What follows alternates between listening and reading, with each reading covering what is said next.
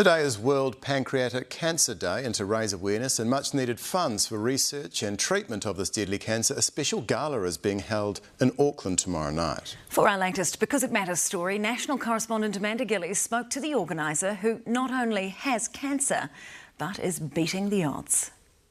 This is a 3-monthly date for Nairi Smith. She always arrives with an easy smile, a quick laugh, a warm embrace.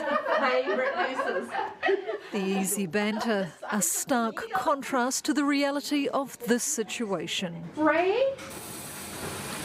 Such a loss. Nairi is dying. She has terminal stage 4 pancreatic cancer.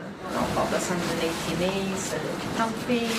So she's here for this scan, poked, prodded, injected and inspected to see if the cancer has spread. Do you fear death or look at death differently now? I look at it differently. And yes, I fear death. I don't fear death so much for myself. I fear death for those I leave behind. That's far more important to me. For me, there's nothing I can do about it. It's going to happen. And it will get me. I know that. Nairi was diagnosed more than 5 years ago. She had no symptoms, just a bossy new GP who insisted she be tested. She'd had a gut feeling and she went with it, and she pushed and pushed and pushed until I kept going for further tests. How grateful are you to her? You have no idea, no idea. She's since undergone surgeries. One lasted 7.5 hours and had countless rounds of chemo. She did beat the cancer, but then it returned. Based on the stats, Nairi should already be dead. We die too quickly. The average survival for after being diagnosed is still between 4 and 9 months. It's tough watching people you meet and you develop amazing relationships with some of these people, and passing really quickly. It hurts, and it just makes me so aware of my own time span. Because survival rates are so low and the time from diagnosis to death can be so quick, there aren't a lot of support groups or fundraising events for pancreatic cancer, like there is for, say, prostate and breast cancer. Patients can feel alone. For every 9 people that lose their life to breast cancer, 28 people survive. That's brilliant. That's 28 people who are out there with their voices, fundraising and advocates for the cause.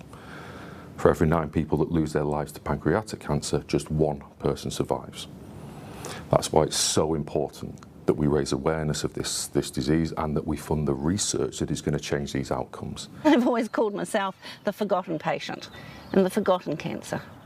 Nairi's determined to change that. And I also asked for a statement piece for and so she's organising a big gala, the Can Gala, in Auckland tomorrow night. It's to raise money and awareness for pancreatic cancer. The target is more than 100 grand. If I can save 1 more life, I would be happy. She has the backing of Liam Willis, the CEO of the Gut Cancer Foundation, and Jo Davidson, who lost her mum Pip to pancreatic cancer 10 years ago. She knows just how brutal this cancer can be. She was literally gowned up and being wheeled into theatre when they got her lung x-rays back and said, look, sorry, it's too late, you've got your cancer spread to your lungs, we're not going to operate. Jo and Liam are in awe of Nairi and her work, and so recently Liam nominated her for the Global Volunteer Award at the World Pancreatic Cancer Coalition Summit. She won, receiving it while on holiday with her family, living her best life. But even better, her latest test results were good. She now has even more time to make a difference. If I can help, that's my legacy. If I can help, I'll be happy.